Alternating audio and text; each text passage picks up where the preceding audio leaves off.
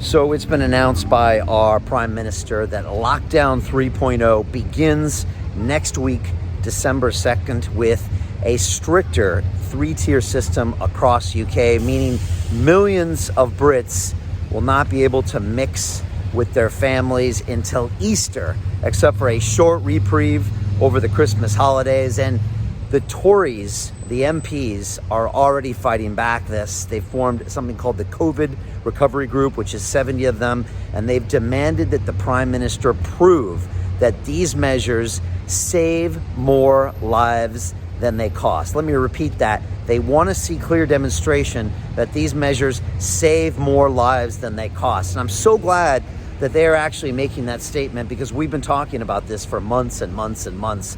Everyone is focused on this figure that gets bandied about every day on the front page of newspapers of quote unquote COVID deaths, but no one is talking about the deaths that are going to come from cancer years from now because no one got treatments, the deaths that are coming from suicide, the deaths that are going to come home from mental damage, the deaths that are going to come because we can't fund our NHS, because we have no tax revenue, because we have no economy.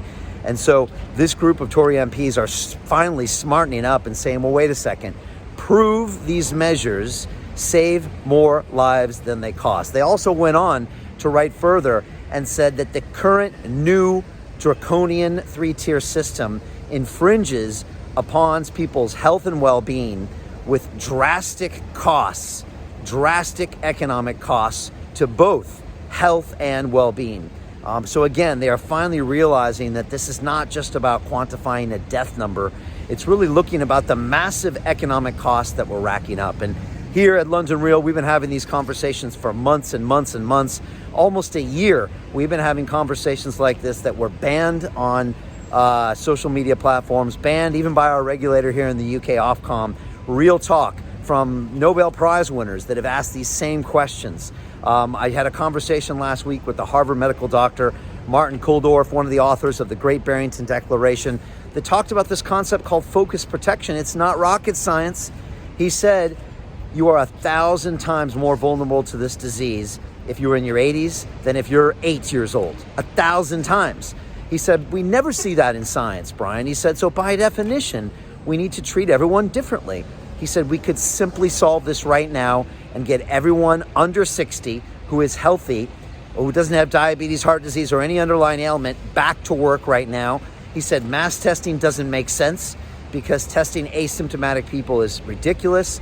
He said, from a scientific health perspective, none of this makes sense. We need to protect our elderly. We need to test more in our care homes.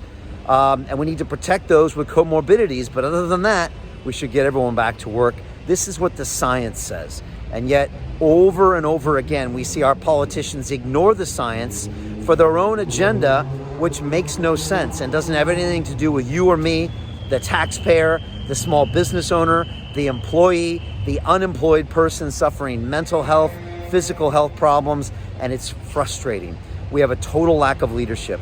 We have a completely disproportionate response to the virus and a total lack of science-based decision-making. Again, this isn't rocket science, and it's nice to see some Tory MPs finally wising up. They must have been watching London Real to hear some of these ideas and start asking about the cost-benefit analysis. I spoke weeks ago that this has been run before. The cost-benefit analysis of lockdown has been proven by a study to be 10-1 if you lock down. Sure, you're going to lock down, and maybe you see some of those numbers that are thrown at us every day, which most is incorrect data, by the way, coming down, but you're going to pay 10 times that in later deaths, in economic depravity, and we've got to make these decisions now. £2 billion a day we are losing in the British economy as we continue going on, and the hospitality sector is being absolutely crushed right now with these lockdowns and with this new Tier 3 system. So we've got to stop it now. Please leave your comments below. Do you think Lockdown 3.0 is a good idea? Do you think we shouldn't be able to mix with our families for months and months and months? Do you think these are the right decisions, or do you think we should use a way of tailoring those most vulnerable and keeping them protected? It's called focus protection. Leave me your comments below. Forward this message on to other people. The best idea will win.